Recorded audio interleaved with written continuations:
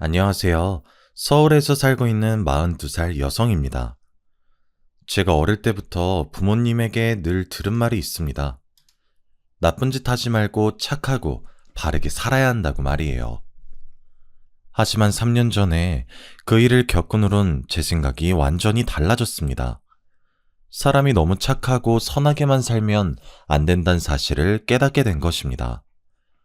제 남편은 늘 착하고 남을 먼저 배려하던 사람이었는데 결국 그것 때문에 엄청난 불행을 맞이하게 되었죠. 나쁜 일을 한 인간들이 벌을 받게 되는 것도 영화 속에서나 존재하는 것이었습니다. 현실에서는 늘 악하고 나쁜 인간들이 이기는 법이었죠. 대학을 졸업하고 처음으로 직장 생활을 하게 될 무렵이었습니다. 제가 다녔던 회사는 개인이 운영하는 회사였지만 만든 제품을 주로 국가기관에 납품하고 있어서 공익을 위한 봉사활동을 강조하고 있었습니다. 그래서 주말이 되면 각 부서별로 3명씩 차출해서 장애인 자활센터나 복지시설에서 봉사활동을 하도록 했어요. 한 달에 한 번꼴로 봉사활동에 나갔어야 했죠. 당연히 모든 동료들이 황금 같은 주말에 하는 봉사를 좋아하지 않았습니다. 하지만 인사고과에 반영되기 때문에 피할 수는 없었죠. 그런데 유독 한 사람만 봉사활동을 즐기면서 하고 있었습니다. 바로 제 남편이었습니다. 제 남편은 같은 회사에서 근무하고 있었지만 부서가 달라서 회사에서는 마주칠 일이 없었습니다. 그런데 봉사활동을 나갈 때마다 제 남편을 만날 수 있었죠. 제 남편은 다른 직원들보다 열심히 봉사활동을 했습니다. 봉사하다가 남편과 친해져서 같이 다니다 보니 남편이 다른 사람들이 하기 싫어하는 일만 골라서 한다는 사실을 알아냈습니다. 화장실 청소나 이불 세탁처럼 더럽고 힘든 일을 자처해서 처리했는데요. 그 덕분에 주말마다 저희들은 편하게 봉사활동을 할 수 있었죠. 어느 날 봉사를 마치고 같은 부서의 언니와 카페를 가게 되었습니다. 그런데 언니가 남편에 대해 이런 말을 하더군요. 자재과 김대리 말이야. 자진해서 매주 봉사활동에 나가고 있는 거래. 뭐? 진짜로요? 어떻게 매주 봉사활동 나갈 수 있지? 난 한 달에 한 번도 나가기 싫어 죽을 지경인데. 글쎄, 아마 봉사활동 열심히 해서 인사고과에서 좋은 점수 받으려고 하는 거 아닐까? 언니는 남편이 매주 봉사활동을 하고 있는 이유가 승진 때문이라고 했어요. 저도 남편이 빠른 승진을 노리고 있는 거라고 생각했는데 나중에 그게 아니라는 걸 알게 되었죠. 남편을 볼 때마다 도움이 필요한 사람들을 위해 사는 사람 같다는 느낌을 받았거든요. 저는 그냥 시간만 때우려고 봉사를 대충 하고 있었어요. 손은 움직이고 있었지만 눈은 항상 시계에 가 있었죠. 왜 이렇게 시간이 안 가나 불만스러운 생각뿐이었습니다. 빨리 마치고 친구들을 만나서 영화도 보고 술도 한잔하면서 주중에 쌓인 스트레스를 풀고 싶었거든요. 그런데 봉사할 때마다 시간이 너무 느리게 가서 짜증이 밀려왔습니다. 봉사시설에서 일을 할 때마다 저도 모르게 한숨이 나오곤 했습니다. 그러다가 어느 날은 두꺼운 이불을 전부 다 걷어서 빨아야 한다는 거 있죠. 그날 하필이면 저와 남편 둘이서만 봉사를 하러 나와 있었습니다. 게다가 주말이라 장애인 시설 관계자도 달랑 한 명밖에 없었는데요. 그 관계자분도 처리할 업무가 있어서 도와주지 못한다면서 미안해 하더라고요. 아니, 선생님도 도와주지 못하신다고요? 산더미 같은 이불 빨래를 둘이서 어떻게 해요? 다른 일도 많은데. 그냥 웃으면서 해요. 어차피 해야 되는 일이잖아요. 네? 민준 씨는 이게 아무렇지도 않아요? 민준 씨가 다 할 것도 아닌데 이런 건 못하겠다고 항의해야죠.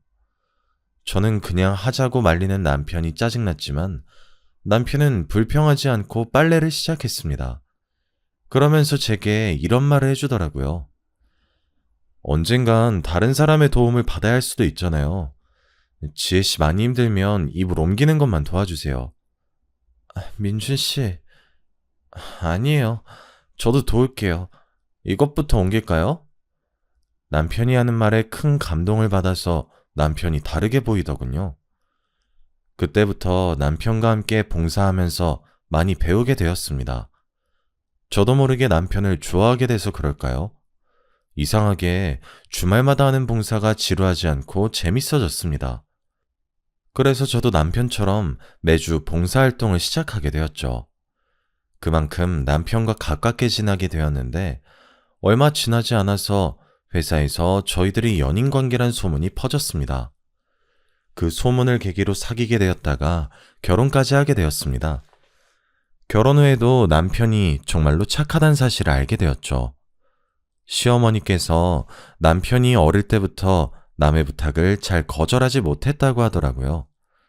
제가 인사드리러 갈 때마다 착하고 여린 성격이라 너무 걱정이라고 하셨어요. 민준이가 저번에 과로로 쓰러졌다며? 자기가 다 못할 거 알면서도 남이 부탁하면 거절할 줄 모르니까 걱정이야. 민준이는 너무 착해서 탈이지. 동생처럼 야무진 면이 없어. 네, 그러게요. 저희 남편도 서방님처럼 똑 부러져야 할 텐데. 어머님 앞에서 똑 부러진다는 표현을 썼지만 서방님은 냉정하다고 느낄 정도로 아주 이기적이었습니다. 절대로 자기한테 손해가 되는 일은 하지 않았죠. 당연히 자기 것을 양보하는 일도 없었습니다. 이익을 챙겨야 할 때는 눈에 불을 켜고 달려드는 면이 있었거든요. 그에 비해 동서는 순하고 부드러운 성격이었습니다. 그래서 저는 남편과 서방님을 반반씩 섞어 놓으면 딱 좋겠다는 생각을 하고 있었죠. 결혼 전에는 남편이 어려운 사람들을 돕는 일에 적극적이란 사실을 알고 있었습니다. 그걸로 싸우게 될 줄은 몰랐는데 결혼하고 나서 보니 남편의 오지랖이 단점으로 보이더군요. 남편은 자선단체에 과하다 싶을 정도로 기부를 하고 있었습니다. 매일 여러 단체에 기부하느라 수십만 원은 기본으로 쓰고 있었는데요. 그 사실을 알게 되자마자 기부를 조금만 줄이자고 했습니다. 하지만 남편이 절대 안 된다고 하더군요. 여기서 더 줄이라고? 절대 안 돼. 당신이랑 결혼한다고 많이 줄인 거야. 더 이상 줄일 수 없어. 여보, 우리가 잘 버는 것도 아니고 이렇게 많이 기부하면 어떡해? 우리 이세 생각해서 조금만 하자. 시댁에서도 이 이야기로 싸우기 시작하자 서방님이 나서서 바보 같은 짓 좀 그만하라고 하더군요. 아직도 그걸로 싸우고 있는 거야? 민준아, 네가 아무리 주머니 털어봐야 엄발의 오줌 누기야. 걔네들이 행복해지거나 출세하는 것도 아니니까 괜히 쓸데없는 짓 하지 말고 형수님이나 잘 챙겨. 곧 애도 생길 텐데 네 가정에 집중해야지. 그래, 네 말도 맞아. 앞으로는 내가 알아서 조절할 테니까 걱정하지 마. 남편이 서방님 말에 불편해하면서도 저한테처럼 반박하지 않더라고요. 중학생 때부터 동생이랑 안 맞는 것 같다고 하더니 아무래도 동생이랑은 사이가 가깝지 않은 것 같았습니다. 서방님 앞에서 말은 이렇게 하고 기부금을 줄이진 않았죠. 그러다 2년 뒤에 딸을 낳게 되었습니다. 확실히 자식이 생기니 남편도 달라졌습니다. 기부금을 줄이고 그 돈으로 새로운 통장을 하나 만들더군요. 제가 무슨 통장을 만드는 거냐고 물어보니 남편이 웃으면서 이야기해 주었습니다. 이 통장은 우리 하늘이 위한 거야. 기부금 좀 줄이고 우리 하늘이 초등학교 졸업할 때까지 대학 등록금 좀 모아보려고. 나도 따로 모으려고 했는데 잘 됐다. 우리 같이 모으자. 앞으로 얼마씩 모으면 될까? 남편이 기부금을 줄이고 등록금을 모으겠다고 하니까 너무 기분 좋더군요. 남보다 가족들의 미래를 챙기겠다고 나서니 저로서는 반가운 일이었습니다. 그러다 제가 딸을 낳은 뒤로 몸이 약해져서 회사를 그만두게 되었습니다. 전업주부로 육아와 남편 뒷바라지에만 전념하기로 했는데요. 젖먹이 딸을 키우는 일은 생각보다 쉽지 않았습니다. 1년 정도 육아 스트레스에 시달리며 밤마다 울면서 보채는 딸 때문에 매일 잠을 설치게 되었습니다. 잠을 못 자게 된 만큼 신경도 예민해졌는데 남편이 옆에서 도와주어서 다행이었습니다. 돌을 넘긴 딸이 걸음마를 시작하면서 스트레스도 한결 줄어들었죠. 그러다 2년 후에 서방님이 대전에 있는 지사로 발령을 받게 되었습니다. 동서와 주말 부부가 되었다는 소식에 동서와 시간을 보내게 됐죠. 처음 두어 달은 매주 서울로 올라와서 동서와 저희 부부 셋이서 식사를 같이 하게 되었습니다. 그렇게 몇 달이 더 지나자 일이 바빠졌는지 서방님이 한 달에 한 번만 서울에 올라오겠다고 하더군요. 그만큼 동서와 식사하거나 같이 어울리는 시간이 많아졌습니다. 그런데 그때부터 남편의 행동이 이상해지기 시작했어요. 남편과 동서 사이가 뭔가 수상하다는 느낌이 들었거든요. 동서에게서 전화가 오는 일이 잦아지고 있었습니다. 이상하게 동서에게 전화가 오면 남편은 제 눈치를 보면서 전화를 받았어요. 재수씨, 네네. 지금 통화가 곤란하니까 제가 다시 전화드릴게요. 제가 전화 받아도 된다고 말해도 나중에 걸겠다고 하더군요. 그렇게 전화를 끊은 남편은 저 몰래 동서와 전화를 했습니다. 남편이 동서와 수시로 전화통화를 한다는 것도 이해가 안 됐지만 제가 없는 틈을 타 귓속말을 하는 모습을 보여주기도 하였습니다. 그러다 얼마 뒤 뜻밖의 장면을 보게 되었죠. 시어머니 생신이라 가족들이 다 같이 식사를 하기로 한 날이었습니다. 제가 식당을 예약했는데 갑자기 서방님이 급한 일이 생겨서 서울에 못 온다는 연락을 하셨습니다. 저는 그러려니 하고 시어머니 생신 축하 인사를 드리고 즐겁게 식사를 하고 있었죠. 그런데 어머님께서 식사가 마음에 안 드시는지 젓가락으로 뒤적거리다가 한숨을 내쉬며 말씀하셨습니다. 민기는 계속 일이 바쁜 거냐? 통 얼굴을 볼 수가 없네. 시어머니가 동서를 쳐다보면서 물으니까 동서가 깜짝 놀랐는지 어깨를 움츠리더라고요. 그러면서 힐끔 주변 눈치를 보면서 대답하였습니다. 네, 그런가 봐요.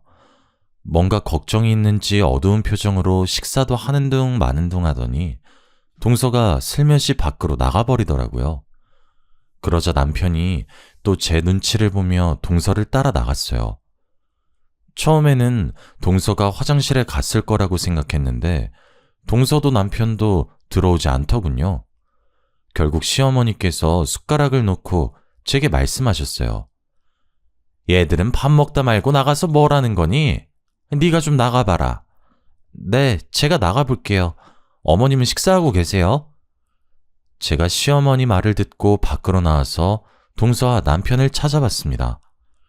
주차장 쪽에서 울음소리가 들려 나가보니 동서와 남편이 나란히 앉아있는 게 보였습니다. 둘이 구석에 있는 난간에 걸터앉는 것도 모자라 남편이 동서 어깨에 손을 얹고 눈물을 닦아주고 있었죠. 남들이 보면 둘이 부부라고 오해할 정도로 사이가 가까워 보였습니다. 그래서 제가 크게 헛기침을 하며 다가갔는데요. 여보, 여기서 뭐해? 어머님이 기다리셔. 얼른 들어와. 네, 형님. 지금 들어갈게요. 근데 동서, 무슨 일 있어요? 왜 울고 있어요? 제가 왜 우는지 물어보는데도 동서가 급히 일어나서 식당 안으로 들어가더라고요. 남편도 들어가려고 하길래 급하게 팔을 붙잡았죠. 당신이 말해봐. 도대체 무슨 일이야?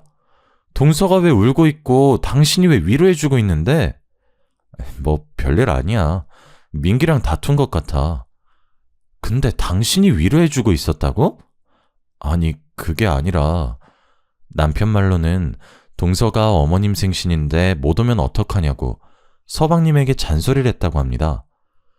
서방님도 그 말을 듣고 화가 나서 회사에서 시킨 일인데 어떡하냐고 짜증을 냈다고 해요. 그래서 말다툼을 하다가 기분이 상해서 눈물을 흘렸다고 하네요. 다른 건 몰라도 그 말만큼은 믿었는데 남편이 그냥 아무 말이나 둘러댔다는 사실을 알아냈죠. 며칠 뒤 남편이 일주일 동안 출장을 간다고 했거든요.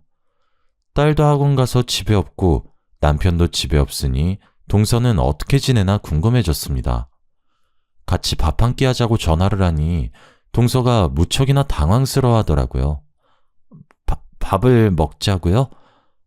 근데 어쩌죠? 오늘은 선약이 있어서 안 될 것 같아요. 그래? 아쉽다. 다음에 같이 먹자. 제가 전화를 끊으려고 하니까 동서가 거절해서 정말 미안하다고 하더군요. 지금 생각해보면 가식적인 여자였습니다. 다음날 제가 충격적인 전화를 받았거든요. 출장을 갔다는 남편이 교통사고가 났다는 거 있죠?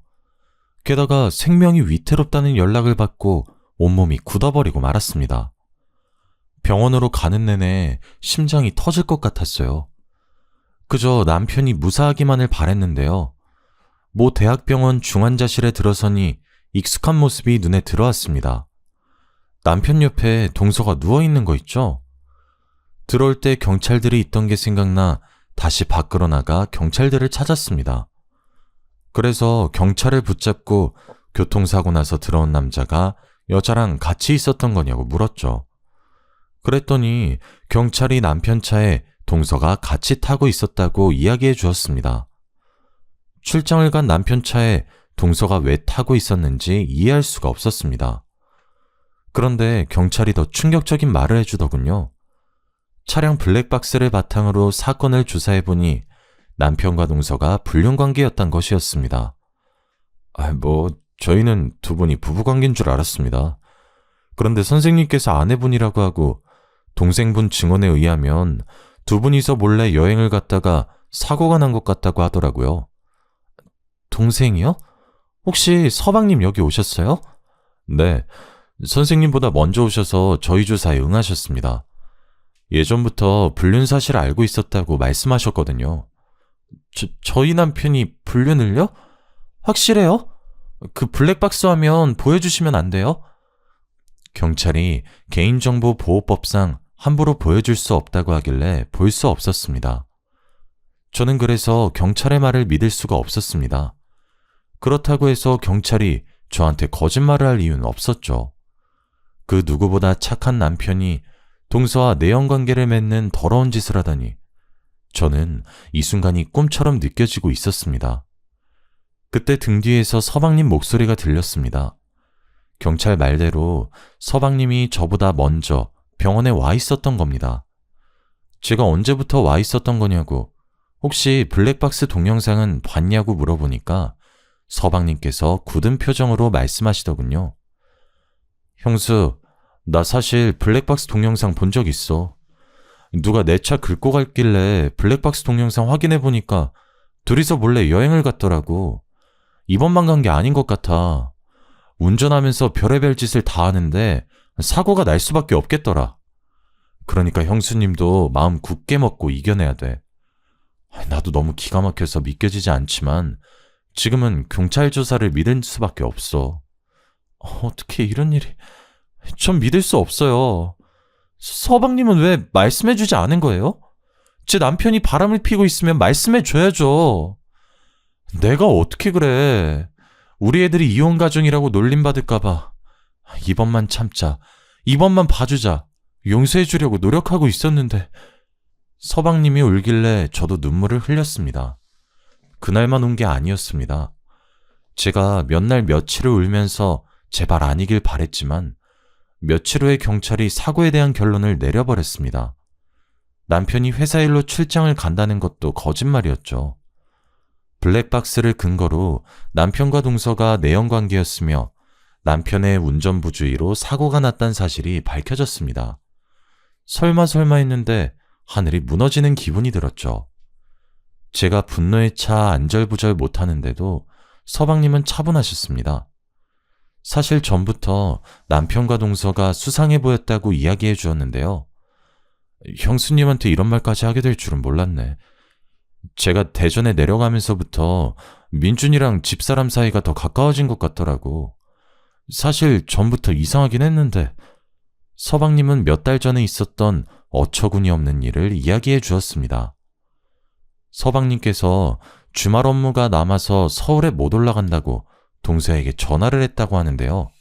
그런데 생각보다 업무가 일찍 끝나서 급히 서울로 올라갔다고 합니다. 집에 들어가니 남편과 동서가 같이 있어서 깜짝 놀랐다고 하죠.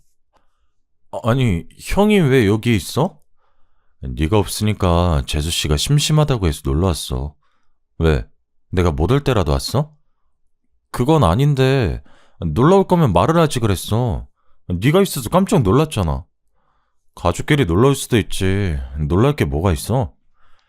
남편의 당당한 태도에 서방님은 더 이상 할 말이 없었다고 합니다. 동서가 남편과 자주 연락하거나 만난다는 사실을 알고 있었지만 설마 그런 짓을 저지를 거라고는 상상조차 못했다고 해요. 서방님의 말을 들으니 남편과 동서가 은밀하게 뭔가를 속삭이던 모습이 떠올랐습니다. 주차장에서 남편이 어깨를 토닥여주면서 속삭이던 모습. 믿고 싶지 않았지만 둘이 불륜을 저지르고 있는 것 같았죠. 일단 남편과 동서가 정신을 차려야 불륜에 대해 캐묻던지 할 수 있을 것 같았습니다. 그래서 저는 시어머니께 딸을 맡기고 남편 옆에 붙어서 간병을 했습니다. 말도 하지 못하고 누워있는 남편을 보니 만감이 교차하더군요. 마누라 몰래 재수씨와 재미를 보다가 천벌을 받은 것 같다는 생각도 들었죠. 서방님도 회사에 휴가를 내고 병원에 자주 들리셨습니다.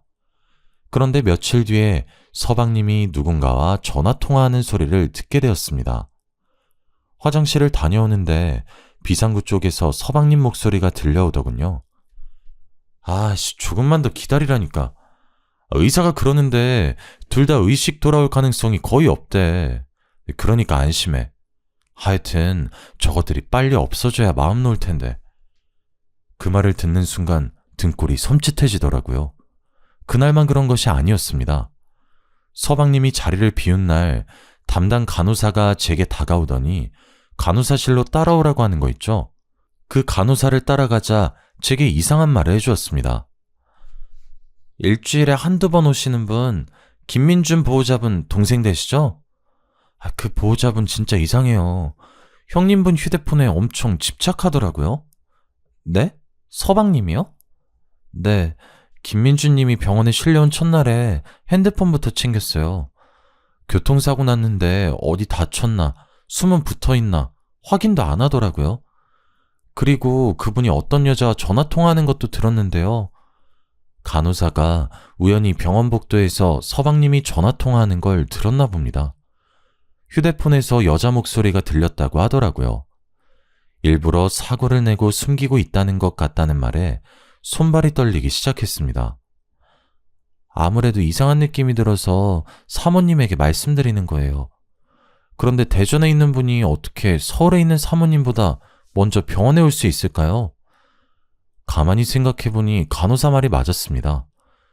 게다가 서방님의 수상한 행동은 여기서 멈추지 않았습니다.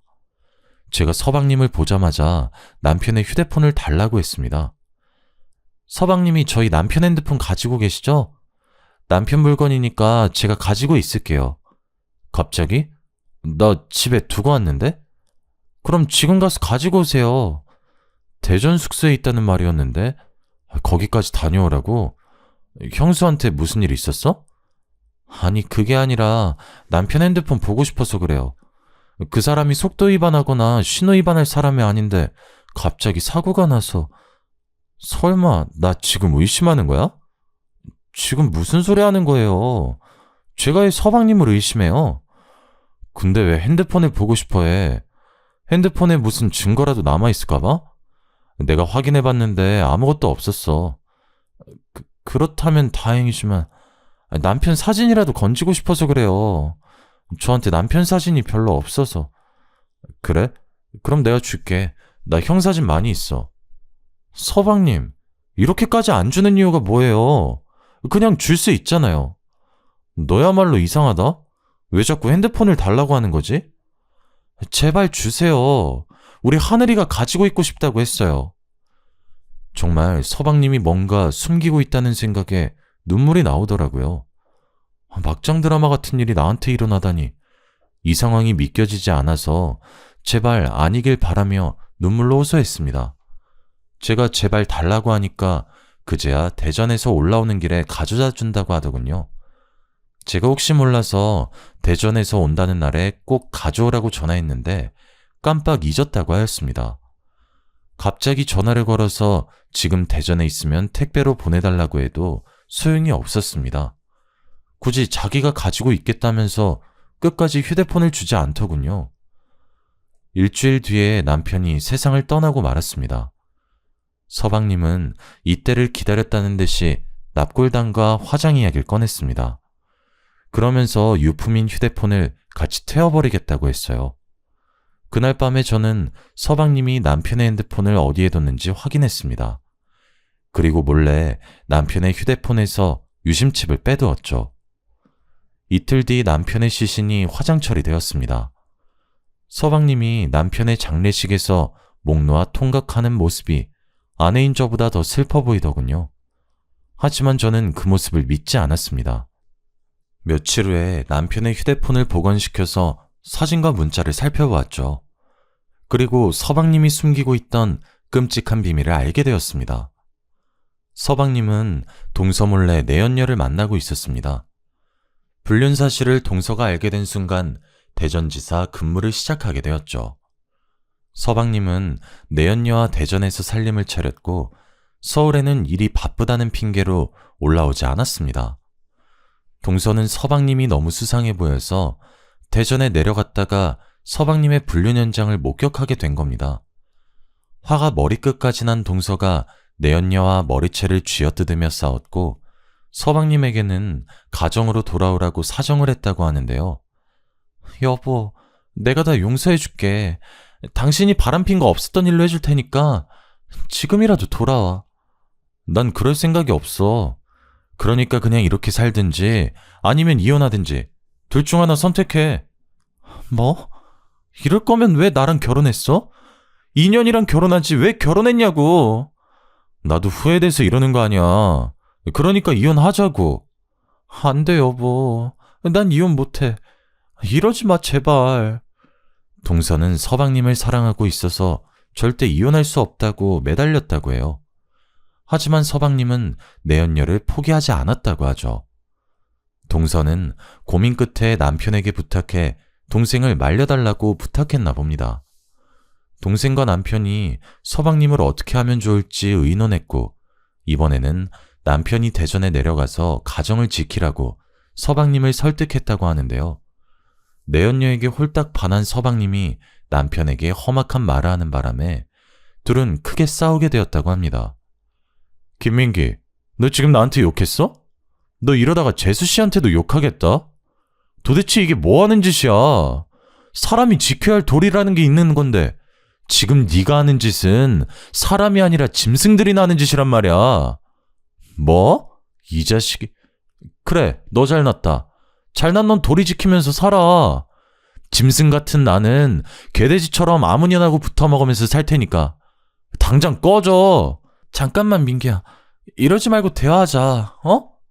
남편은 서방님한테도 쫓겨나고 있는 와중에도 어떻게든 설득하려고 했습니다. 문자나 전화통화에도 이런 흔적이 남아있었죠. 대전에서 벗어나 집으로 다시 돌아가는 길에도 제 남편은 동서를 위로하기 바빴죠. 그 녹취록이 핸드폰에 다 남아있었습니다. 제일 최근에 찍힌 문자 내역을 보니 남편이 마지막 방법을 쓰러 가자고 제안한 대화가 남아있었습니다. 재수씨, 이렇게 된 이상 마지막 결단 내리셔야 합니다. 같이 대전으로 내려가서 민기랑 단판 지어요. 이번에도 안 되면 그냥 이혼하고 위자료 받아내세요. 네, 저도 이제 지쳤어요. 이제 아주버님 말대로 할게요. 그날 바로 날짜를 잡아서 대전에 내려가기로 한 내용을 보는데 가슴이 찢어질 것 같았습니다. 며칠 뒤에 남편이 동서를 태우고 대전에 갔다가 사고를 당한 것이었습니다. 서방님이 뉘우치고 내연녀를 포기했으면 이런 일은 없었을 겁니다. 휴대폰에는 남편이 서방님에게 보낸 마지막 문자가 남아 있었죠. 민기야, 지금 대전에 왔어. 어디로 갈까? 땡땡 식당으로 와. 그 여자랑 같이 나갈 거니까 우리 사자 대면에서 오늘 결판 내리자. 우리 이렇게 된 거 좋게 끝내자. 재수 씨랑은 연인이었고 가족이었잖아. 좋게 끝내면 나중에 탈도 없을 거야. 그러니까 너무 싸우지 말자. 어? 그 문자를 보니까 눈물이 그치질 않더군요. 저는 남편에게 속은 게 아니라 서방님에게 속고 있었던 겁니다. 파렴치한 불륜을 저지른 건 서방님이었던 거죠. 그 사실을 숨기려고 남편의 휴대폰을 감춰버려 놓고 연기를 하다뇨. 남편의 사고도 분명히 서방님과 관계가 있다는 생각이 들었습니다. 그 전화통화, 서방님의 행동이 너무 수상해 보였거든요. 그러다가 제 예감이 맞다는 사실을 알게 되었습니다. 제가 실마리를 찾으려고 남편과 서방님, 그리고 동서와 내연녀가 마지막으로 만났던 식당에 가보기로 했습니다. 그리고 식당 주인을 불러달라고 말하고 남편 사진을 보여주면서 물어보았죠. 혹시 이 사람들 기억하고 계시나요? 얼마 전에 이 사람들이 여기 왔었는데. 제가 서방님이랑 동서 사진까지 보여주니까 주인이 무언가 생각난 눈치더라고요. 네, 기억나죠. 근데 혹시 무슨 일이라도 생겼나요? 식당 주인이 조심스럽게 제게 물었다가 남편과 동서의 교통사고 소식을 듣고 깜짝 놀랐습니다. 그리고 주인이 경악스러운 말을 내뱉는데 그 말을 듣고 당장 경찰서로 달려갈 수밖에 없었죠. 제가 경찰들을 데리고 서방님의 집에 들이닥치자 서방님이 내연녀와 같이 낄낄거리다가 벌떡 몸을 일으켰습니다. 뭐야? 당신네들 이렇게 들어오는 게 어딨어? 김민규 씨, 당신을 살인 혐의로 긴급 체포합니다. 출동한 경찰들이 살인 혐의로 서방님의 손목에 수갑을 채웠고 내연녀도 경찰서로 끌려가게 되었습니다. 경찰서에 도착한 서방님과 내연녀는 뻔뻔스럽게도 살인이라니 말도 안 되는 소리 하지 말라고 큰 소리를 치더군요. 하지만 경찰이 식당 주인의 진술한 녹취한 파일을 들려주자 둘의 얼굴에서 핏기가 사라지고 말았습니다. 식당 주인 증언에 따르면 식당에 도착한 네 사람이 처음에는 크게 말다툼을 했다고 합니다. 가정을 포기하는 한이 있어도 이 여자 절대 포기할 수 없어. 그러니까 지금 당장 이혼하자고. 뭐? 지금 당장 이혼하자고? 웃기지 마. 이혼 소송에서 당신이 가진 돈 전부 다 위자료로 받아낼 거야. 서방님은 합의 이혼을 하자고 했지만 남편과 동서는 위자료를 청구하겠다고 맞선 겁니다. 이혼 소송할 변호사까지 구해뒀다는 말에 서방님과 내연녀가 밖으로 나가서 뭔가 밀담을 나눴다고 하는데요. 그 밀담을 식당 주인이 듣게 되었다고 합니다. 고기를 구울 숯불을 피우느라 밖에서 일하고 있었는데 서방님과 내연녀는 누가 듣고 있는 줄 몰랐던 거죠. 와, 좋게 이혼하자고 할 땐 언제고 위자료를 달라고 하네. 저것들이 한통속돼서 나를 뜯어먹으려고 설치는데 어떻게 하지? 가만히 있다가는 당신 돈 전부 다 날리겠는데? 내가 보니까 전현이 돈독이 단단히 오른 것 같아. 원래 나 없으면 죽을 것 같다고 찔찔 짜던 앤데 김민중 그 자식이 옆에서 바람 넣어서 그런 거야. 미친 자식. 죽여버리고 싶어. 여기엔 다 담진 못했지만 서방님은 남편과 동서에게 입에 담기 힘든 욕을 했습니다. 그걸 들은 내연녀는 더 엄청난 말을 내뱉었죠. 그럼 죽여버리자. 아무도 모르게 죽일 방법 알고 있어. 식당 주인은 그 말을 듣고 가슴이 철렁 내려앉았다고 합니다. 장난삼아 하는 말이 아니라는 걸 알고 그때부터 둘의 행동을 유심히 살폈다고 하는데요. 내연녀가 약국으로 달려가자 자리로 돌아온 서방님이 동서에게 갑자기 원하는 만큼의 위자료를 주겠다고 약속했습니다. 그래, 이렇게 된 거 전부 다 내 잘못이니까 당신이 원하는 만큼 위자료 줄게. 머리 아프게 소송 같은 건 하지 말자. 뭐? 정말로? 동서는 서방님이 자리 비운 내내 울다가 눈물을 뚝 그쳤다고 해요. 서방님은 그런 동서를 살살 달래서 합의를 봤다고 하죠. 그리고 내연녀는 서울로 돌아가려는 남편에게 수면제가 든 피로회복제를 주었다고 합니다. 가는 길에 이거라도 드세요. 밤도 깊은데 서울까지 가시려면 피곤하실 거예요. 피로회복제 사러 약국 가신 거였어요? 갑자기 약국 가셨다길래 어디 아프신 줄 알았어요. 아니요, 아프긴요. 하나도 안 아파요. 민준 씨도 아프지 마세요. 식당 주인이 아프지 말라는 말을 듣는 순간 피로회복제 속에서 뭔가를 집어넣어 놓고 착한 척 미소 짓는 내연녀의 모습이 무서웠다고 말해주었습니다. 그리고 남편과 동서가 서울로 출발하자 그 인간들도 급하게 차를 몰고 같은 방향을 갔다고 하죠. 남편과 동서가 처참한 사고를 당했다는 소식을 듣고 기뻐했을 두 짐승을 상상하니 속이 부글거립니다. 사실 그 사고는 짐승들이 의도했던 대로 운전을 하던 남편이 약에 취해 잠이 들었다가 도로 밑으로 추락한 사고였습니다.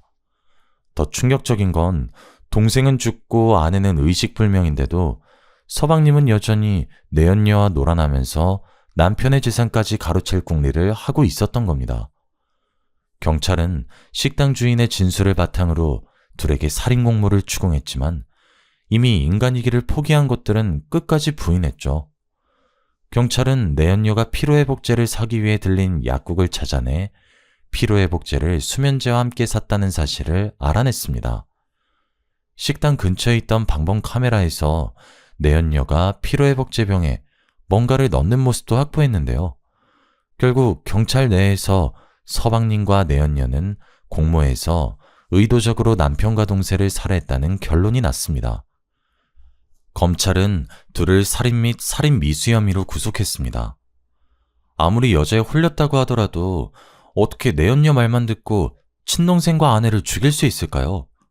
서방님 생각을 할 때마다 소름이 끼치고 눈물밖에 나오지 않습니다.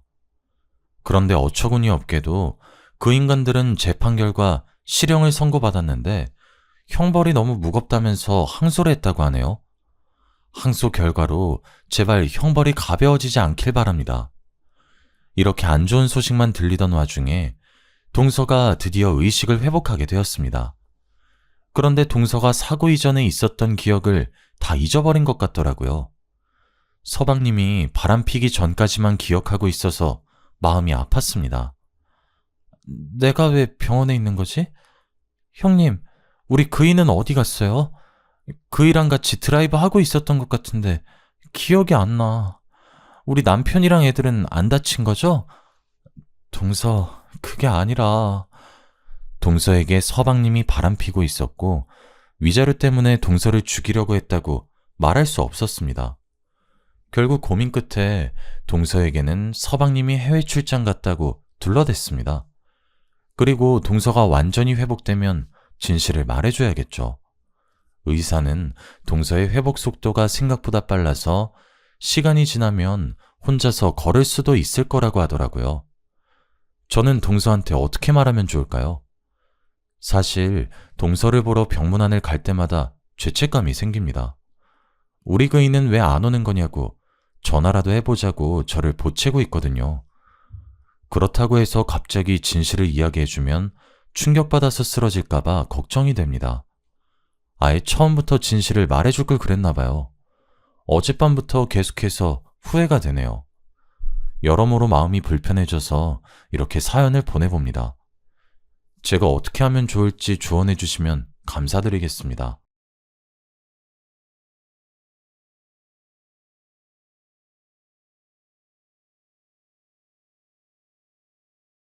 안녕하세요. 저는 40대의 아이를 키우고 있는 전엄맘입니다.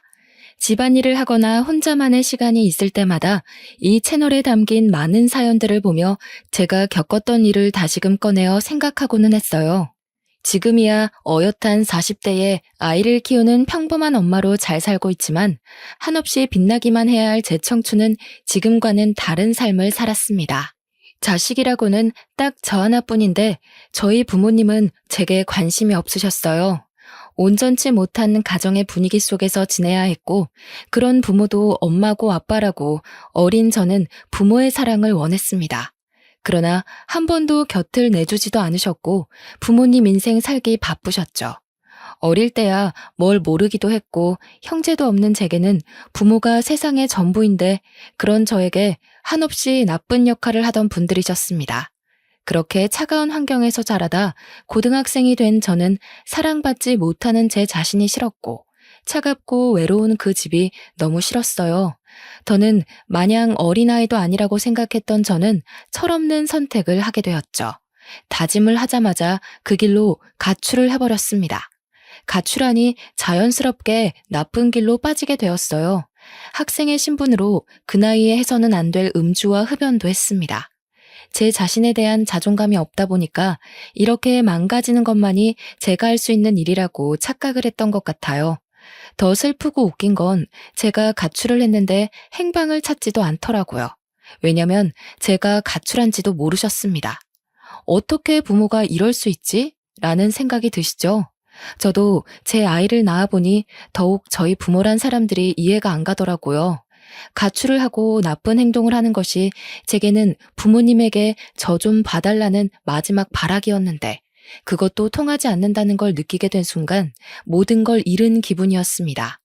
원래도 세상에 혼자라고 생각했지만 이때부터는 정말 이 넓은 세상에 나 혼자 남겨졌구나 그렇게 생각을 하며 살았어요.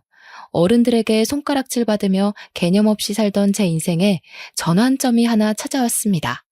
길을 걸어가고 있던 제게 누군가 다가와서 제안을 했죠. 저 학생, 혹시 연예인 해볼 생각 없어요? 우리 꽤 유명한 엔터인데 학생 캐스팅하고 싶거든요. 저를요?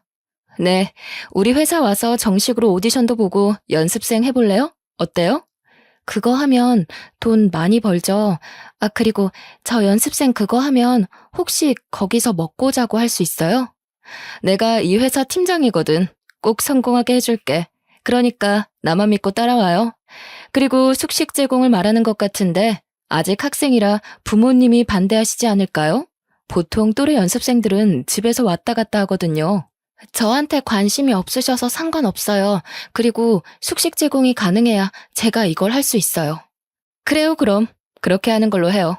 흔히 말하던 길거리 캐스팅이란 걸 경험하게 되었고, 솔직히 별 생각은 없었습니다. 그냥 절 성공하게 해주겠다 약속을 했고, 숙식 제공이 된다고 들어서 조금은 편하게 살 수 있겠다 싶어서 택한 길이었죠. 만약 숙식 제공이 어렵다고 했으면 연습생 생활 그거 하지도 않았을 겁니다. 전 그렇게 서울이란 곳을 가게 되었고, 그때 당시에도 서울은 굉장히 멋졌어요. 제가 살던 곳과는 다른 느낌이 들었죠. 보통 이런 상황이라면 이를 악물고 난 꼭 성공할 거야 라며 다짐을 하기도 하잖아요. 그런데 저는 의욕이 없었습니다. 하루하루 눈을 뜨니까 사는 느낌으로 살고 있었고 하고 싶은 것도 없었고 성공이 목적도 아닌 그야말로 삶에 대한 의지가 하나도 없는 사람이었죠. 이 엔터에 갔을 때는 정말 끼가 많은 사람도 많았고 예쁘고 잘생긴 사람들도 많았어요. 신기할 정도로 말이죠. 세상에 잘생기고 예쁜 사람은 여기다 모여있다는 생각이 저절로 들었습니다. 그러나 저는 의욕도 없는데 끼도 없으니 다른 연습생들 사이에서 거의 왕따였죠. 다들 죽기 살기로 온 힘을 다하는데 저는 그런 모습이 보이지 않아도 팀장님이 챙겨주시니 얼마나 질투가 났겠어요. 팀장님은 본인이 캐스팅한 저를 성공시키는 게 목적이셨고 저는 그냥 먹고 사는 문제를 해결하는 게 목적이었죠. 서로 분명한 의도가 있어서 별 문제가 없다고 생각했지만 날이 갈수록 저를 향한 거센 비난과 질투심은 도가 지나쳤습니다. 그러나 인생 참 힘들게 살아온 제가 겨우 이런 걸로 기죽을 사람이 아니죠. 너희는 날 욕해라, 난 신경도 안 쓴다는 마음으로 지냈습니다. 제가 얼마나 외롭고 독한 사람인지 다 알고 계셨던 팀장님은 앞만 보고 직진하자고 늘 말씀해 주셨어요. 누구 하나 제 손을 잡고 따뜻하게 이끌어주던 사람이 없던 제게 팀장님은 참 존경하는 어른이었고 품어주셔서 늘 감사했습니다. 그래서 의욕은 없었어도 해가 되지 않으려고 적당히는 했었죠. 그러던 중 아빠께서 돌아가셨다는 연락을 받았고 부모님은 드디어 이혼을 하셨습니다. 눈물 한 방울이 나오지 않았어요. 왜 돌아가셨는지 어쩌다 돌아가신 것인지 궁금하지도 않았고 그냥 그렇구나, 돌아가셨구나, 딱 이 정도 감정이었습니다. 이 일로 정말 오랜만에 엄마와 통화를 했었는데 내심 기대를 했었어요. 그만 방황하고 엄마랑 같이 살자는 그 말을 할 거라고 말이죠. 그래, 뭐 잘 살고 있지? 원래 무소식이 희소식인 거야. 앞으로도 그렇게 잘 살아. 엄마는 엄마 인생 살 테니까. 있잖아. 나 궁금한 게 있는데 내가 엄마 자식인 게 싫어? 태어나서 지금껏 한 번도 품을 내주지 않은 그 이유를 알고 싶어. 선주야, 자식인 게 싫고 좋고가 어딨어. 그냥 다 그렇게 사는 거야. 단지 나는 내 인생이 더 중요해. 자식 때문에 내 인생을 포기하고 싶지도 않고 희생하고 싶은 마음도 없어. 너도 알겠지만 부부 사이가 좋은 것도 아닌데 내가 무슨 낙이 있었겠니? 그럼 나는? 부모밖에 없던 그 시절의 나는? 태어나게 해준 것만으로도 감사할 줄 알아야지 뭘 더 바래. 그래서 널 굶겼니? 먹고 살기는 했잖아. 물에 빠진 거 구해주니까 보따리까지 내놓으라는 심보니 너 지금? 인생 그렇게 살지 마. 욕먹어 너. 기대를 한 내가 미친 거지. 이런 사람도 엄마라고 끝까지 기대를 해버렸어. 수치스럽다. 정말 2번 다시 우리 만나지도 연락하지도 말자. 아빠처럼 죽었다고 연락받게 하지 마. 엄마 죽어도 난 안 가. 너 알아서 해. 너 하나 안 온다고 내가 무너질 줄 알아? 이게 어디서 버릇없이 엄마를 이겨먹고 있어. 엄마가 내 엄마여서 한때는 참 좋았는데 지금은 원망스럽고 증오스러워. 내가 이렇게 아팠던 만큼 엄마도 벌 받을 거라고 생각하고 살게. 끊어. 하나뿐인 친딸에게 참 모질던 부모는 끝까지 모질었고 마지막으로 내민 손까지 내쳐버린 엄마에게 저는 완전히 등을 돌렸습니다. 뭘 기대했던 걸까 싶어 제 자신이 싫었어요. 이때부터 뭔지 모를 오기가 생겼고 내가 꼭 무슨 일을 하든 성공해서 엄마인 당신 앞에 떳떳하게 나타나주겠다고 결심했습니다. 그때 꼭 배 아파서 뒹굴기를 바랬던 것 같아요. 한마디로 복수를 꿈꾼 거죠. 이악 물고 연습했더니 그룹 내에서 우수한 성적을 이루게 되었고 갑자기 발전하는 모습을 보여주니 많은 칭찬을 받았습니다. 물론 같은 연습생들 사이에서는 더 많은 질타를 견뎌야 했죠. 지금 와서 생각해보면 사랑을 받아본 적이 없어서 그런 것인지 어디를 가도 미움만 받았던 것 같습니다.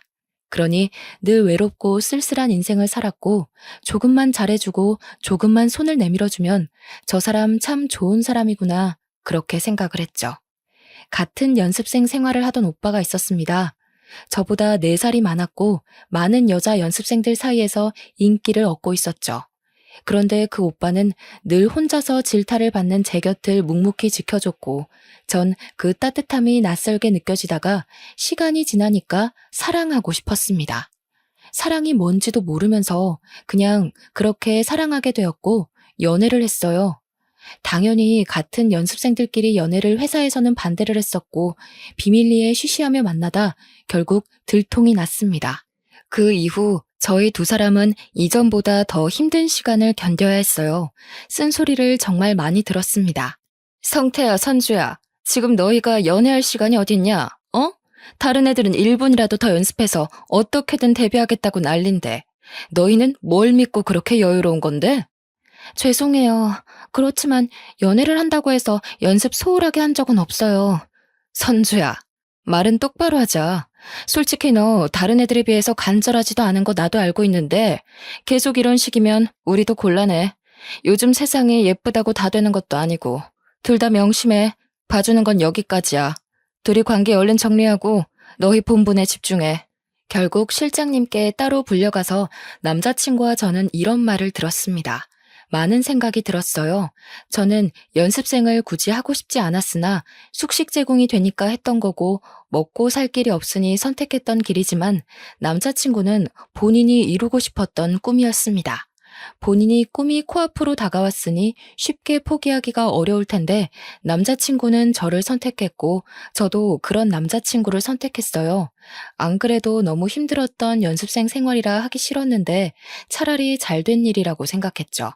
저는 회사에서 숙식 제공을 해줬지만 남자친구는 본인의 힘으로 작은 반지하 원룸에서 지내고 있었습니다. 연습생 생활을 포기하면서 당연히 모든 지원은 끊겼고 저는 남자친구가 지내는 곳에서 함께 지내며 별일을 다하며 돈을 벌었어요.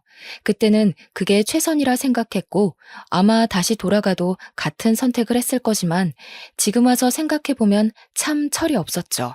제 모든 선택에는 늘 부모에 대한 원망과 증오가 있었고 그렇기 때문에 난 이렇게 된 거야 라며 합리화를 했던 것 같습니다. 남자친구와 살면서 카페에서 아르바이트도 해봤고 식당에서 설거지도 일도 했고 고깃집, 공장, 편의점 등등 별일을 다 했어요. 제 힘으로 돈을 벌면서 점점 통장에 돈이 쌓이니까 재미가 들렸고 더 열심히 일을 해서 돈을 벌고 또 모았습니다. 남자친구도 열심히 일을 해서 돈을 벌었어요. 반지하 원룸에서 사는 게 절대 쉽지 않아서 하루라도 빨리 지상으로 이사를 가고 싶었습니다. 늘 습하고 곰팡이 냄새가 가득하던 그곳의 냄새는 꽤 오랜 시간이 지났는데 아직도 잊혀지지 않아요. 뭔가 제게 그 반지하는 많은 의미를 줬던 곳인데 제 힘으로 얻은 것도 아니긴 했지만 가장 바닥인 반지하에서 스스로 시작해서 점점 올라가 보자라는 의미가 있었습니다. 힘들었지만 쉬지 않고 일했고 그 결과 3층짜리 1.5룸으로 이사를 했어요. 날아갈 듯 기뻤고 너무 행복했습니다. 남자친구와 함께 지내던 이 순간이 제 인생에서 가장 따뜻했고 안정되던 시기였죠.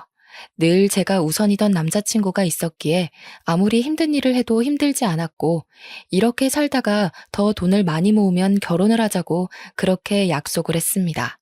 그렇게 하루하루 행복이 뭔지 사랑이 뭔지를 느끼면서 살고 있는데 제게 자꾸 모르는 번호로 연락이 왔어요.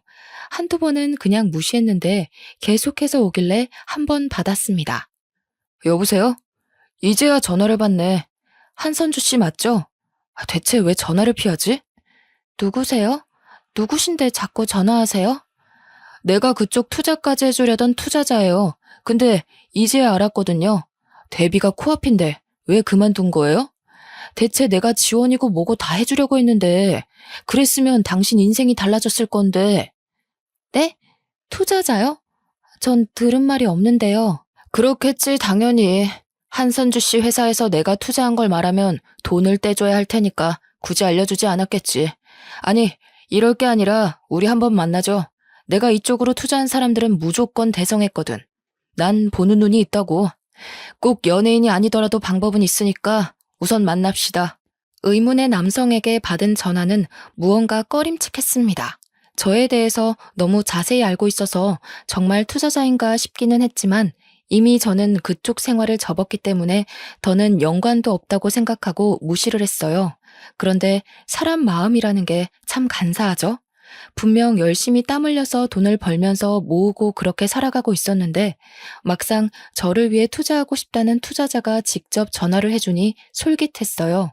나이가 들수록 현실을 깨닫게 되긴 한 거죠. 이렇게 한 푼 두 푼 모아서 언제 집다운 집을 사고 결혼을 할 수 있을까라는 현실이요. 결국 저는 그 투자자라는 사람의 연락을 다 받지 않다가 결국 제가 걸게 되었습니다. 여보세요?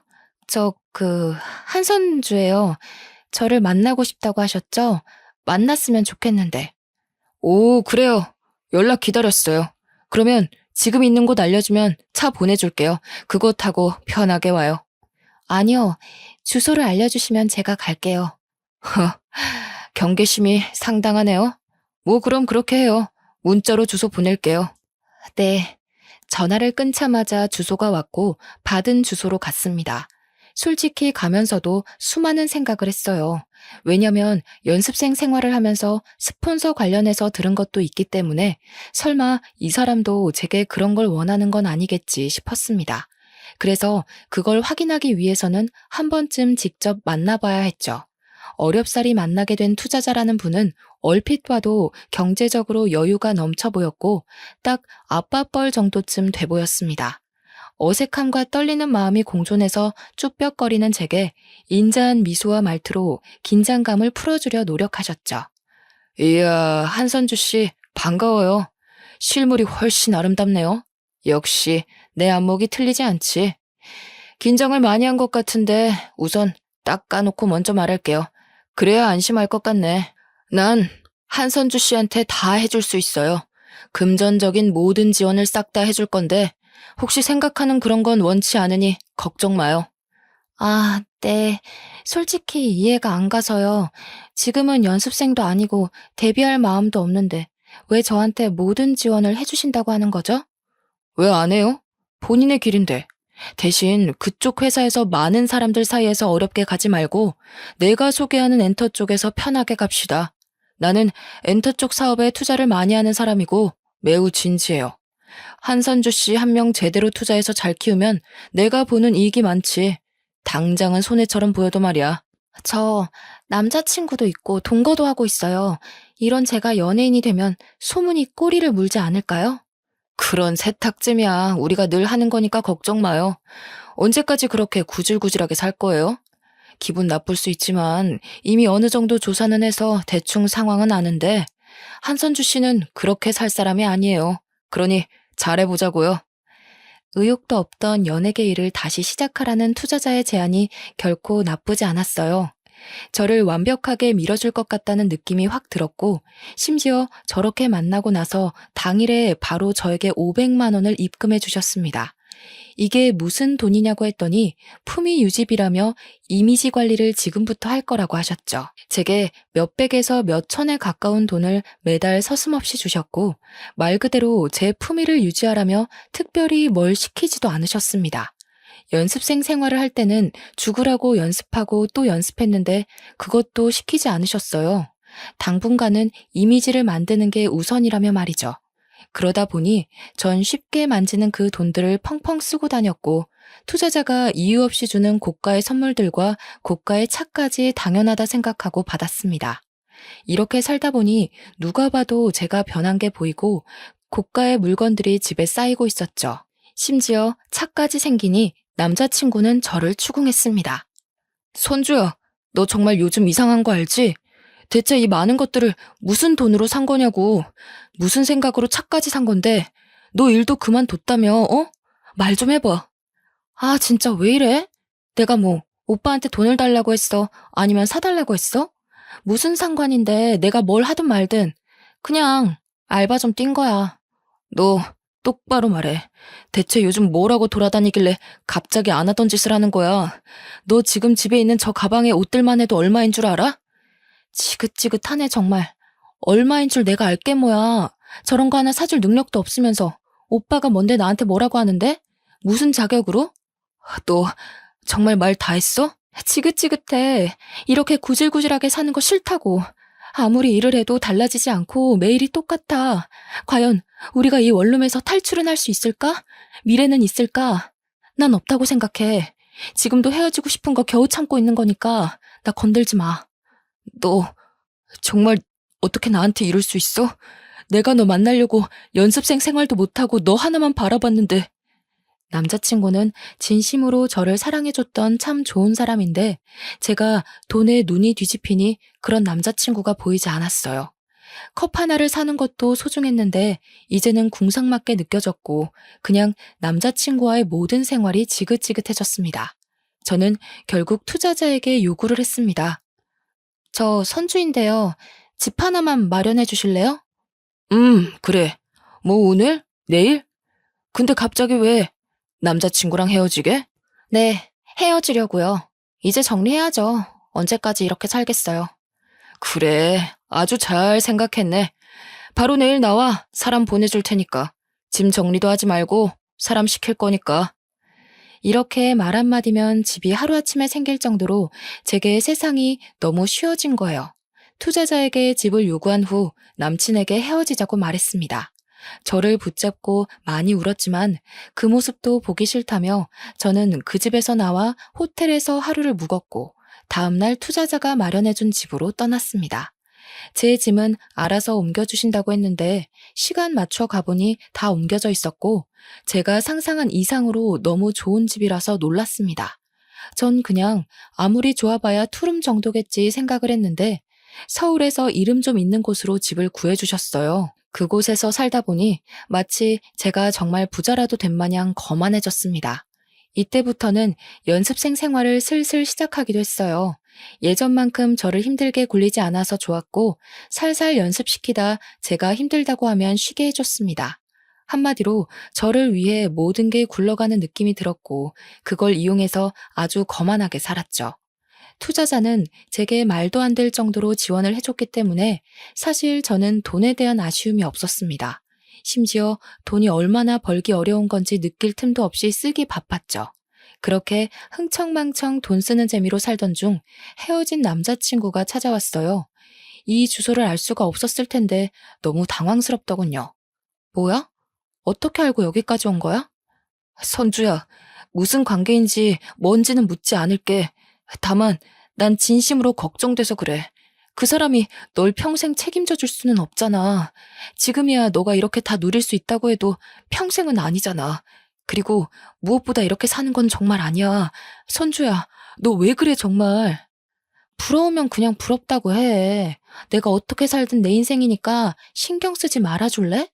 우리 헤어진 사이인데 내 뒷조사를 한 것인지 뭔지는 모르겠지만 나에 대한 관심 자체를 꺼줄래? 내가 사랑하는 여자가 망가져가는 모습을 어떻게 보고만 있어. 나한테 다시 안 와도 괜찮아. 아니, 바라지 않아.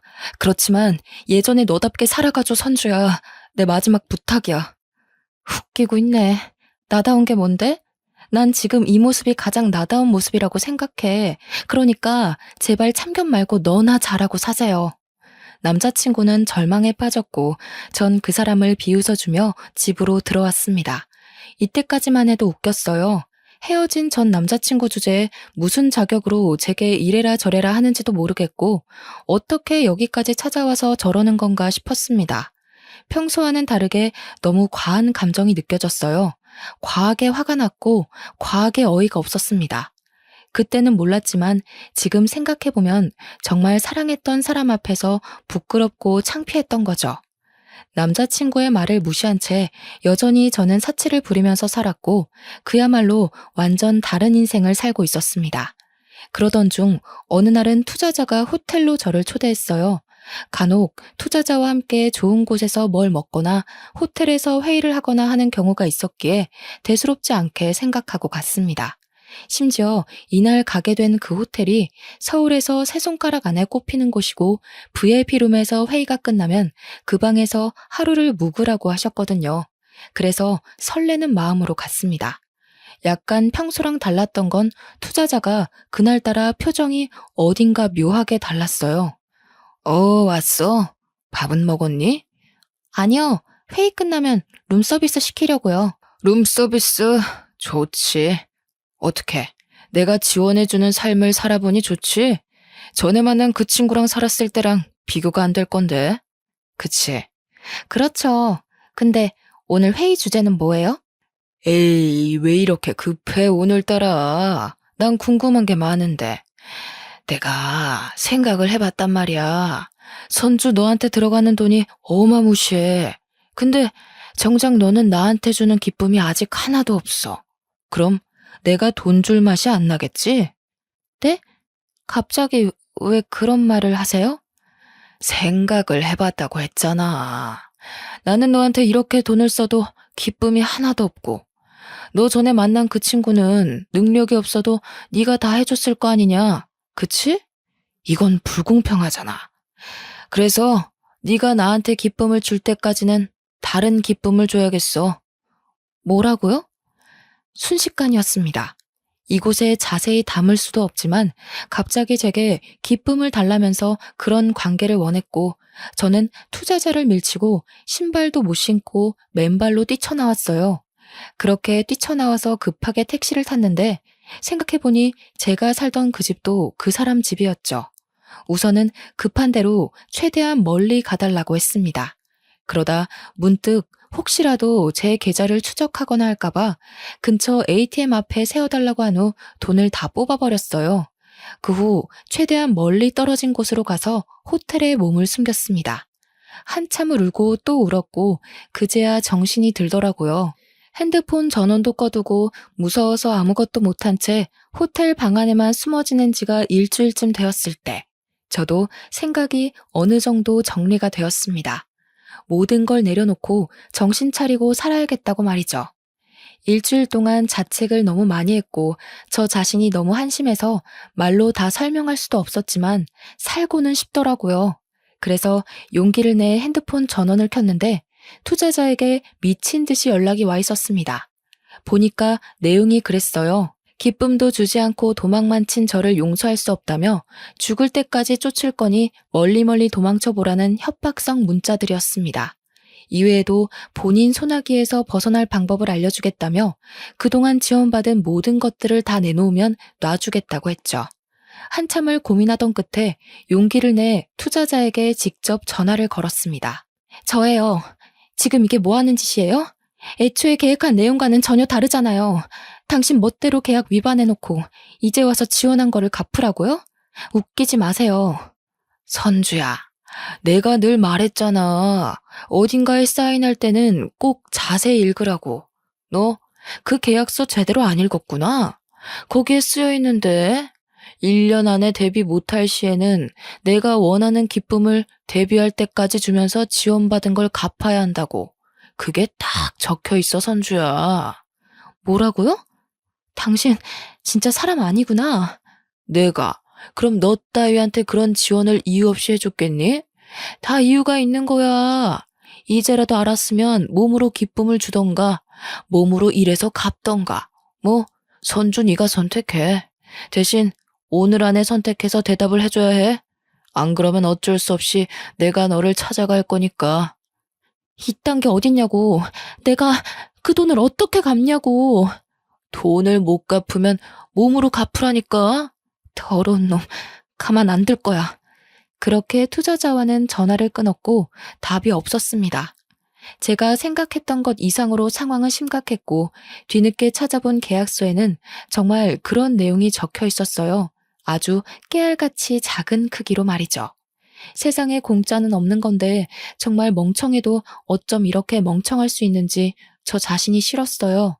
결국 저는 도망자 신세가 되었습니다. 투자자는 저를 쫓았고 저는 도망 다녔고 그렇게 살았어요. 죽기 살기로 도망쳤는데 투자자는 제게 늘 문자로 그랬습니다. 아이고, 놓쳤네. 이번에도 꼭꼭 숨어라. 머리카락 보일라. 너무 두렵고 무서웠지만 제가 다 저지른 일인데 누굴 탓하겠습니까? 이 와중에 전 남자친구가 자꾸만 떠올랐는데 그게 참 이기적인 거죠. 떠올리는 저 자신이 어이가 없더라고요. 그렇게 헌신적이고 착한 사람을 매정하게 버려놓고는 이제 와서 제가 죽을 것 같으니 떠올리는 것도 싫었습니다. 본인 꿈까지 포기하고 저를 선택한 사람인데 이제 와서 그 사람을 찾아가면 저는 정말 몹쓸 짓을 여러 번 하는 거겠죠. 그렇게 저는 안 돌아다닌 지역이 없었어요. 매일 지역을 바꾸면서 돌아다녔습니다. 더 이상 갈 곳도 없고 떠돌아다니며 도망다니는 것도 너무 지치더라고요. 설상가상으로 돈도 더 이상 없어서 견딜 수가 없었습니다. 다행인 건 정말 깊숙한 시골 동네를 우연히 가게 되었는데 거기서 만난 할머니께서 저를 며칠 동안 그냥 묵게 해주셨어요. 그게 감사해서 할머니 밭일도 도와드리면서 한 일주일을 넘게 있었던 것 같습니다. 그런데 거기까지 투자자가 찾아와서 할머니께 제대로 인사도 못하고 도망쳤고 하필 짐도 제대로 못 챙기고 도망치는 탓에 주머니에 있는 돈이 고작 2만 원 정도였죠. 아마 그 할머니를 추궁해서 제 짐가방을 투자자가 가져갔을 거라 다시 가봐도 의미가 없다는 걸 알았습니다. 결국 노숙이라는 걸 하게 되었고 공원 의자에서 하루를 지새우고 공중 화장실에서도 자고 그러다 정말 씻어야겠다 느껴서 찜질방에 갔어요. 딱 여기서 하루를 보낸 후 숙식 제공을 해주는 일자리를 구해야겠다고 생각을 했습니다. 그간 일자리를 못 구했던 이유가 일하다 도망치면 돈도 못 받고 가게에도 피해라고 생각해서 못했는데 더는 길이 없었죠. 노숙까지 하다 오랜만에 깨끗하게 씻고 컵라면을 먹고 잠이 들었는데 그렇게 개운하고 편할 수 없었습니다. 한참을 곤히 자고 있는데 누군가 저를 흔들어 깨웠어요. 순간 직감적으로 큰일 났다고 느꼈고 두 눈을 번쩍 뜨니까 제 얼굴 앞에는 투자자가 있었죠. 사람이 너무 놀라면 소리도 못 지른다는 말을 이때 실감했습니다. 악소리도 나지 않았고 그저 멍하니 쳐다봤어요. 투자자는 거칠게 저를 끌고 갈 줄 알았는데 잠시 조용한 곳 가서 얘기 좀 하자고 했죠. 그동안 봤던 모습과는 전혀 다른 모습이라 또 경계가 되었습니다. 또 무슨 속셈인데요. 차라리 그냥 때리든 뭘 하든 알아서 하세요. 더는 더 이상 이렇게 못 살겠어요. 미안해요. 내가 오해를 했더라고요. 사실 10년 전에 당신 엄마랑 결혼까지 약속했었는데 알고 보니 유부녀의 애도 있었더라고. 난 그래도 괜찮다고 기다리겠다고 했고 그 여자는 이혼하고 얼른 오겠다고 했었지. 그래서 간이고 쓸개고 돈이란 돈을 다 가져갔어. 딸이 아프네 뭐네 하면서 다 가져가 놓고 다른 남자한테 가버렸거든. 근데 그게 나랑 무슨 상관인데요? 그리고 저 그 사람에 대해서 별로 듣고 싶지 않거든요. 그러니까 이런 사이인 줄 몰랐어, 내가. 그 여자가 내 모든 걸 다 빼먹고 도망친 게 너무 열받아서 복수하려고 선주 씨한테 접근한 건데 이번에 알았거든. 둘 사이가 남보다 못한 사이라는 것을. 내가 이걸 진작 알았더라면 선주 씨 괴롭히지 않았을 건데 정말 진심으로 미안해요. 뭐라고요? 그럼 이게 다 결국 엄마 때문에 그런 거라고요? 저한테 나쁜 짓도 하려고 했잖아요. 그것도 엄마 때문이라고 할 수 있어요? 그 여자가 무너지는 걸 보고 싶었거든. 보통 자기 딸을 건드리면 엄마는 다 미치니까. 근데 그 여자는 아니더라고. 정말 진심으로 사과할게요. 나 때문에 버린 시간에 대해서 모두 보상도 할게요. 뭐, 이런 더러운 경우가 다 있지? 평생을 엄마라고 해준 게 없는데, 그까지 정말. 근데, 솔직히 돈에 눈멀어서 행동한 제 탓도 있는데, 누굴 탓하겠어요. 투자자와 얘기를 나눈 후, 저는 집으로 돌아갔어요. 그리고 생각을 정리해봤습니다. 결국 아빠와 살고 있을 때 이 투자자와 바람을 폈던 거고, 마치 이혼할 것처럼 해놓고 어렸던 저를 팔아 투자자에게 돈을 뜯은 거죠. 뜯을 만큼 다 뜯고서는 투자자가 아닌 다른 남자와 또 바람을 핀 거니까 솔직히 제가 투자자 입장이라고 해도 열받아서 복수를 하고 싶을 것 같더라고요. 안 그래도 엄마에 대한 마음이 좋지 않았는데 멀쩡히 잘 살고 있던 중에 다시금 제 인생을 망친 게 또 엄마 탓인 것 같아서 엄마에 대한 증오와 분노가 커졌습니다. 물론 제가 선택한 거지만 그냥 엄마가 너무 싫었어요. 투자자가 엄마를 찾아갈 거라길래 저도 같이 가자고 했습니다. 혼자 여전히 이 남자 저 남자 만나면서 살고 있었으면 안 가려고 했는데 가정까지 꾸리고 애 낳고 너무 잘 살고 있다는 거예요. 정작 첫 자식인 저는 한 번도 사랑을 받아보지 못하고 이렇게 살고 있는데 말이죠. 얼마나 행복하게 살고 있는지 제 눈으로 보고 싶은 마음에 투자자와 함께 갔습니다. 차 안에서 한참을 기다렸고 정말 오랜만에 보는 엄마의 모습은 낯설었어요. 늘 부러워했던 친구들의 엄마 모습처럼 지내고 있더라고요. 한 손에는 장바구니를 들고 단정한 옷차림에 딱 엄마의 느낌을 품고 있었죠. 엄마는 올라가고 이어 저랑 투자자가 그 집으로 따라 들어갔습니다. 저희를 본 엄마는 아주 기겁을 했지만 안에 애들이랑 엄마의 새로운 남편도 있었는지 과거를 들킬까봐 아주 조용한 목소리로 말하더군요. 둘이 어떻게 같이 여기로 온 거야? 아니, 우선 가. 집에 남편도 있다고. 내가 연락할게.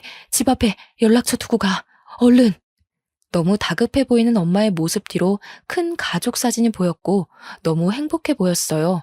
또 집 안쪽에서는 애들과 아빠의 웃음소리가 가득했고 집에서는 맛있는 냄새도 나는데 그게 그렇게 슬펐습니다.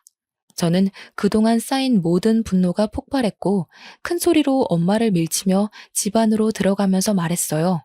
엄마, 당신이 처음으로 낳은 딸인 내가 이렇게 멀쩡하게 살아있는데 어떻게 한 번을 보듬어 주질 않아? 그래도 나 어떻게든 이악 물고 살고 있었어. 근데 이젠 하다하다 바람핀 불륜남이 엄마한테 복수하려고 나한테 해코지까지 하게 만들어? 대체 당신이 나한테 해준 게 뭐가 있다고 이렇게 한평생 날 힘들게 하는 거야? 여보, 이게 다 무슨 소리야? 아, 여보, 애들 데리고 나가 있어. 해결할 일이 생겨서. 왜 나가 있어? 저 사람도 알 건 알아야지. 저는 이 사람이 낳은 자식인데 한 번도 품에 안겨본 적이 없는 자식이에요. 이유는 엄마라는 이 사람이 맨날 남자들 만나기 바빠서요. 옆에 이 남자가 그중 한 명이고 단물만 쏙 빼먹고 딴 남자한테 간 게 열받아서 딸인 저를 찾아와서 해코지하려고 했다네요. 너 조용히 못해? 우선 나가자고. 김미연, 이 남자는 얼마 뜯어먹었냐? 너 내가 뒷조사 좀 해보니까 정말 대단하더라. 근데 이 남자랑은 애까지 나온 거 보니까 너도 이제 남자 바꾸는 게 귀찮아서 정착하려고? 야, 미연아, 적어도 사람이면 네 딸은 네가 챙기는 게 맞지 않냐? 저기요, 이 여자랑 하루빨리 갈라서요. 바람 피는 게 습관이고 돈 뜯어먹는 건 취미니까. 그렇게 투자자랑 같이 재혼해서 살고 있는 엄마네 집을 발칵 뒤집었고 이 사실을 몰랐던 엄마 남편은 큰 충격을 받았습니다. 엄마가 얌전한 현모양처인 줄 알았다네요. 남편과 사별을 했고 아래 딸이 있었지만 딸도 같이 죽었다고 말했다는데 그 딸이 멀쩡히 살아있으니 놀랐겠죠. 결국 엄마는 이혼을 당했고 사기 결혼으로 위자료를 많이 물어줬다고 들었습니다. 이후 투자자는 제게 평생 책임지고 지원을 해주겠다고 했지만 무슨 이유이든 제게 나쁜 짓을 하려고 했기에 더는 연락하지 말라고 했어요. 대신 투자자는 제게 살던 집을 명의 이전해줬고 이 세상에 엄마 없어도 잘 살 수 있다며 힘을 주고 떠났습니다. 이후엔 제 힘으로 돈을 벌면서 살았고 아예 타지에서 새롭게 시작했어요. 그곳에서 지금의 남편을 만났고 모든 내용을 다 알고도 지금의 제 모습을 존중해주고 사랑해주는 사람입니다.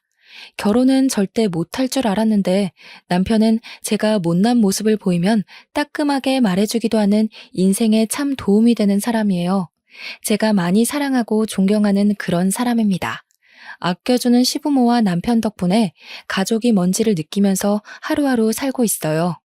사랑이 고파서 한없이 엇나갔던 한심한 저 자신을 가끔 떠올리면서 자책하고 후회하면서 더 열심히 살아가려고 아직도 노력하고 있습니다.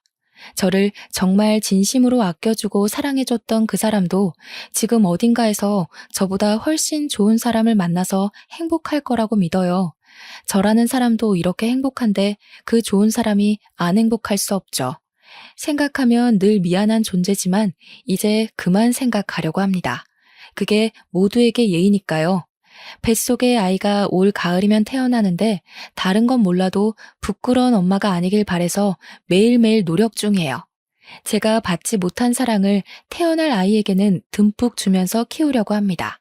한심하고 부끄러운 제 과거를 들추는 게 결코 쉽지는 않았지만 부디 많은 응원 부탁드릴게요.